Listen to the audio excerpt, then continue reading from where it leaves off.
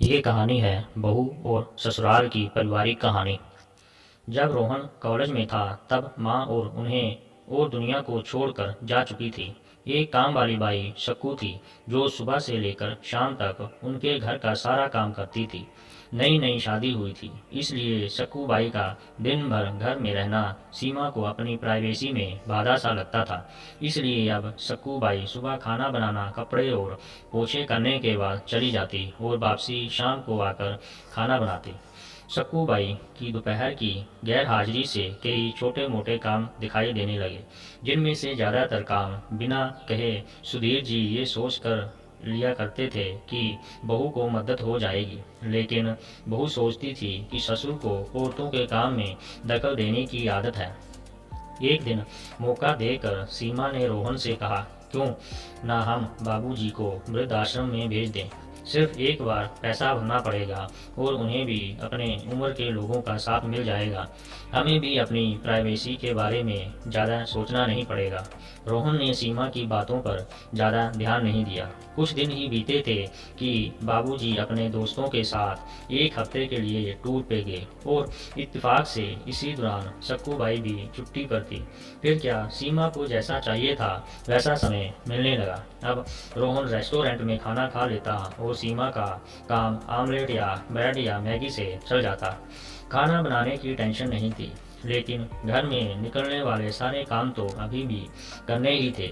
ससुर जी की गैर हाजिरी में सीमा को एहसास हुआ कि वह बिना कहे ही जो काम कर लिया करते थे उनसे कितना फर्क पड़ता था। छोटे मोटे लगने वाले ये काम भी काफ़ी समय और एनर्जी लेने वाले थे।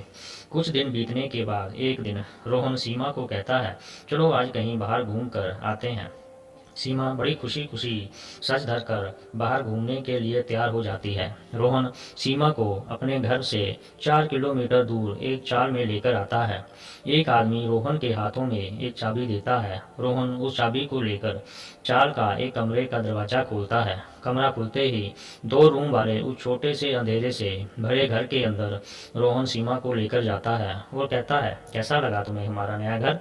रोहन कहता है, हम अगले महीने से इसी मकान को भाड़े से लेकर रहेंगे, अलग और अपनी प्राइवेसी का मजा लेंगे। अभी मेरी आमदनी के हिसाब से हम इसी को अफोर्ड कर सकते हैं। रोहन का ये व्यवहार सीमा के समझ में नहीं आया। वह चौंकते हुए कहती है, हमारे पास अपना इतना बड़ा घर तो है, फिर क्यों हम भाड़े से रहेंगे। रोहन उसे टोकते हुए कहता है, सोच समझकर बोला करो, वह हमारा नहीं है, वह माँ बाबूजी का है। तुम्हारे पास 1 महीना है सोचने के लिए कि तुम्हें आगे क्या करना है।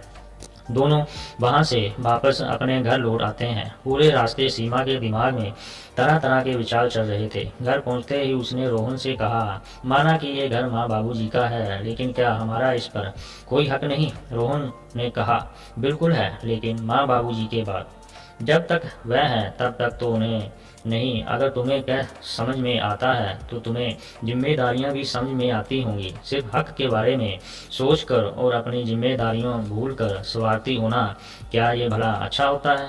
सीमा के पास रोहन के इस सवाल का कोई जवाब नहीं था। वह सोचने लगी कि उसने अपने क्षणिक सुख के स्वार्थ के लिए इतने नीचे गिरकर ऐसी घटिया सोच अपने दिमाग में आने दी। उसने मन ही मन पछतावा होने लगा। सीमा रोहन से बोली, मुझे माफ़ कर दीजिए, मैं सच में स्वार्थी हो गई थी, मुझसे बहुत बड़ी गलती हो गई है। रोहन बोला, तुम्हें पछतावा हुआ, मेरे लिए यही काफ़ी है। मैं तुमसे नाराज नहीं हूँ। बेटे और बहू का ये वार्तालाप सुधीर जी दरवाजे पर खड़े होकर सुन रहे थे।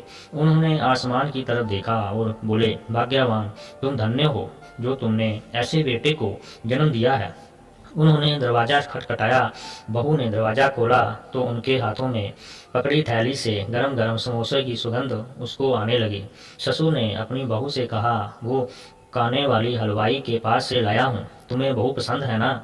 सीमा को अपने ससुर के प्रति विचार और ससुर के उसके प्रति प्यार, उन दोनों का फर्क समझ में आते ही उसकी आंखों में पश्चाताप के आंसू और चेहरे पर अपने परिवार के प्यार के कारण मुस्कान आ गई। तो दोस्तों, आपको कैसी लगी ये कहानी। अच्छी लगी हो तो चैनल को सब्सक्राइब और वीडियो को लाइक कर देना। मिलते हैं अगली वीडियो में।